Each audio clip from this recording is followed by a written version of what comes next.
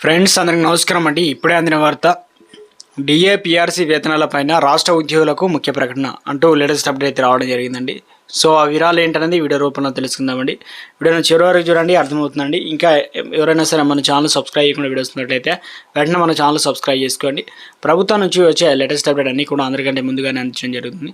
అదేవిధంగా లైక్ చేయడం మర్చిపోతున్నారని వెంటనే లైక్ చేయండి. ఇక లేట్ చేయకుండా వీడియోలకి అయితే వెళ్ళిపోదామండి. మనం ప్రభుత్వ ఉద్యోగులకు ఇక ఏదైతే ఏం ప్రయోజనాలు, నల్గొండ జిల్లా పంచాయతీరాజ్ గ్రామీణాభివృద్ధి శాఖ మహిళా ఉద్యోగి ఒకరు అనారోగ్య కారణాలతో వాలంటరీ రిటైర్మెంట్ స్కీమ్ పిఆర్సీ కింద నిధులు నుంచి అప్పు తెప్పించుకున్నారన్నమాట. సో మొత్తానికి 3 ఏళ్లుగా ప్రభుత్వ ఉద్యోగులకు అందని ఆర్థిక ప్రయోజనాలు, వేతనాలు, పెన్షన్లు, ఇతర ప్రయోజనాలన్నిటికీ బ్రేక్. పదవి విరమణ పొందిన బిఎఫ్ లోన్కు దరఖాస్తు చేసినా కూడా మెడికల్ ఏదైతే రిటైర్మెంట్ అయినా సరెండర్ లీవ్స్ అన్ని బిల్లులు కూడా అన్ని రకాల బిల్లులు ఆపేసిన రాష్ట్ర ఆర్థిక శాఖ. ఇన్సూరెన్స్ బాండ్లు గడువు మూసిన 7 ఏళ్ళు గడుస్తున్న అందని ప్రయోజనం. ఏళ్ళకి ఎదురుచూపులు విసిగిపోతున్న ప్రభుత్వం ఉద్యోగులు పదవి విరమణ ప్రయోజనాలు అందక రిటైర్మెంట్.